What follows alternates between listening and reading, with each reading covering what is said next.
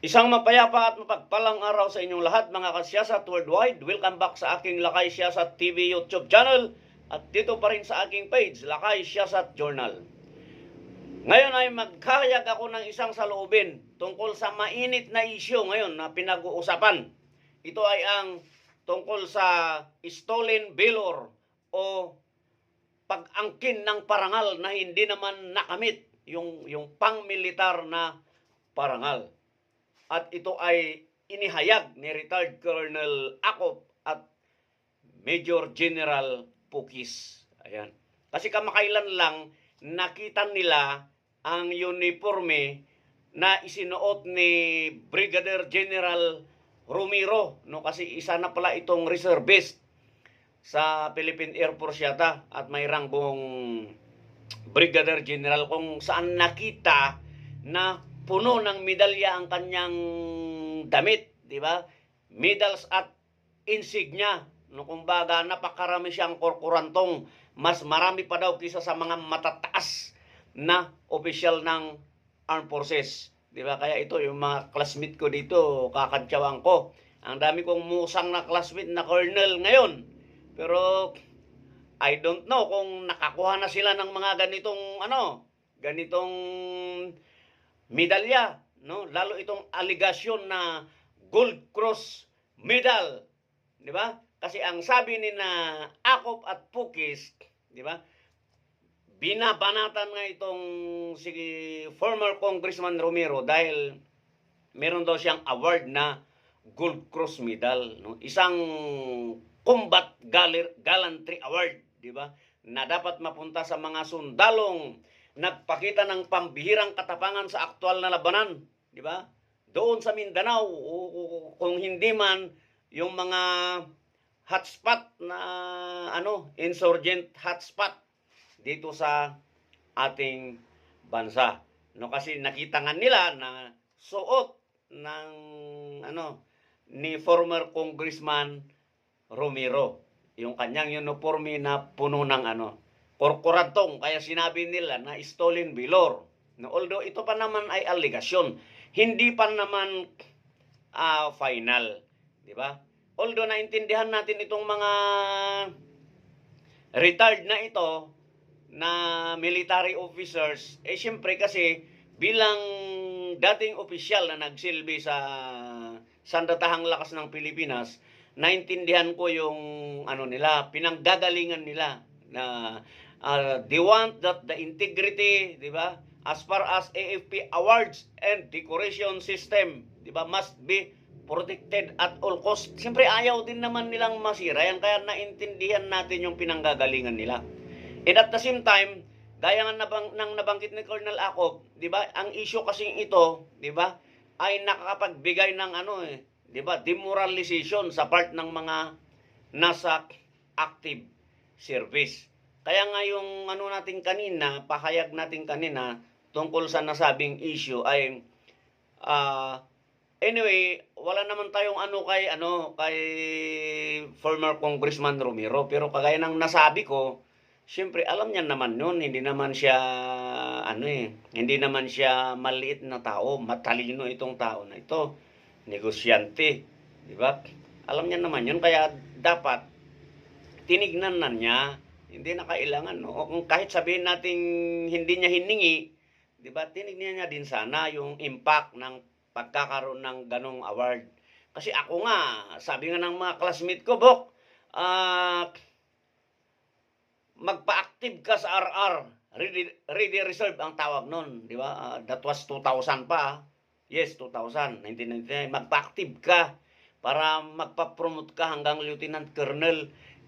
Siyempre sabi ko, nagdesisyon na akong hindi tumuloy sa Armed Forces of the Philippines. So what? Bakit pa ako magpapapromote? Di nakakaano lang sa mga tropa. Di ba? Tama na yon. No, at least napatunayan ko na kaya ko sana. Kung talaga namang ginusto kong magsundalo, kaya ko sana. And that is enough. Kasi it's a matter of choices naman eh. Di ba? Meron akong rason kung bakit. At isa nga itong nangyari ngayon na rason ko kung bakit hindi ako tumuloy. Kasi nandun sa isip ko, malinaw sa isip ko na kung tutuloy ako at maka-encounter din ako ng ganitong di ba? Sitwasyon na malulumural ako, baka magre-resign din ako. 'di ba?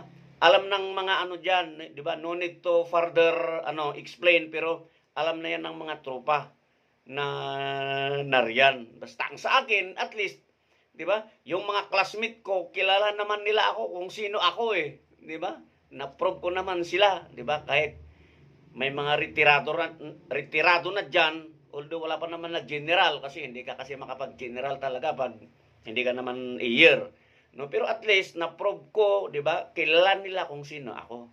No, and that is enough. There's no need for me na kailangan pang magpa-promote, no, kahit sa reader reserve lang, no. Hindi na kailangan. 'Yun yung ano ko din pinunto ko kanina doon sa kwan ko na doon sa article ko na sana tinignan din ni former Congressman Romero. Although ngayon nga itinanggi nga ni Romero na ganun, na hindi kailanman siya ginawaran ng Gold Cross medal. Ang medalya daw na natanggap niya kung saan nandun sa larawan ay isang Dawad Kapayapaan na ibinigay bilang pagkilala sa kanya sa naging ambag niya sa pagkuha ng 3 C-130 aircraft para sa AFP, no, which is okay naman. Kaso nga lang siyempre ang dating kasi ng publiko, lalo pag ganitong issue na isiwalat, siyempre talagang ano yan, di ba? Iba ang dating. Iginiit pa nga ni dating Congressman Romero na lahat ng kanyang ranggo at parangal, di ba, ay may kaukulang GO, di ba? General Orders kasi ang tawag doon, at opisyal na dokumento. At yun nga, hindi naman niya daw hiningi yun, di ba? Armed Forces mismo ang nagbigay. So, ang kwan lang natin dito, ang final comment natin dito, siyempre, kasi siyempre alam naman natin, big time si dating Congressman Romero, mayaman. Kaya ang isip ng iba agad is, dahil mayaman, madali na lang, di ba, gustuin kung ano yung gusto. Pumasok sa Armed Forces as a ready reserve, madali niya na lang gawin yon, which is siyempre nakakalumoral sa ating mga tropa, di ba? Sana hindi kasi yung pagiging mayaman, di ba?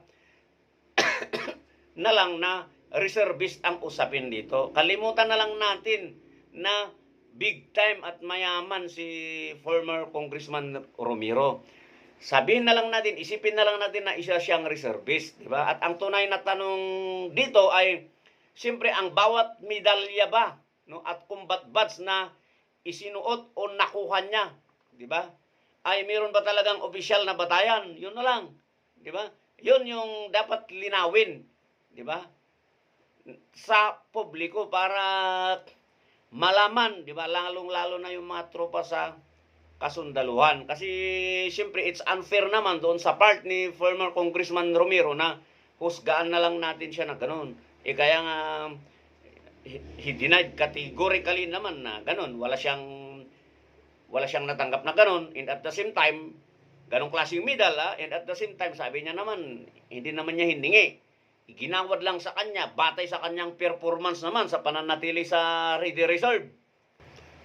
At siguro, tignan na rin lang yung sistema. No, sigurado naman ako na kahit hindi natin nabasa, sigurado ako ngayon na chine-check, dino-double check ngayon yung sistema sa pag-awards, di ba?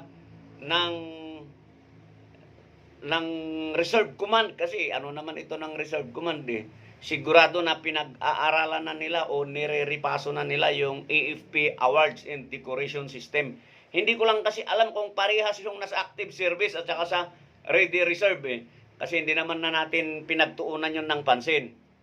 Pero sigurado ako, dino-double check na yan at nire-repaso, at yun din yung isa sa pinal na sa loobin natin na sana magsagawa sila ng kaakalang aksyon tungkol dito. Kasi siyempre nakakalumural kasi ang balitang ito. May nag-comment nga doon na dati yung senior, sabi niya ito yung isang di ba? Anyway, hindi naman natin dapat pangunahan yung pamunuan ng dito eh. Nagbigay lang tayo ng komento kasi siyempre pati din tayo na ordinaryong mamamayan at siyempre nagiging parte din ng armed forces, di ba? Choices natin yon. Choice natin yung maging civilian, kaya nga nanahimik na tayo eh. Pero siyempre, pag ganito kasi na nakakakita tayo o nakakabasa tayo ng something na madidemoralize yung tropa, siyempre apektado pa rin tayo. Di ba? Kaya ito, nagkayag tayo ng saloobin for that matter. No? Anyway, it's up to the armed forces to solve. Di ba? Kung ano man ang magiging solusyon ng kasong ito, ang importante malinawan ang taong bayan dito, lalong-lalo na yung tropang kasundaluhan. So malapit pa naman yung reunion na namin, di ba? Kakantsawan ko yung mga classmate ko, di ba? Kung sino sa inyo mga bok ang nakikinig, di ba? Nagkaroon na ba kayo ng Gold Cross medal, yung mga musang diyan na classmate ko? Sige, hanggang sa muli.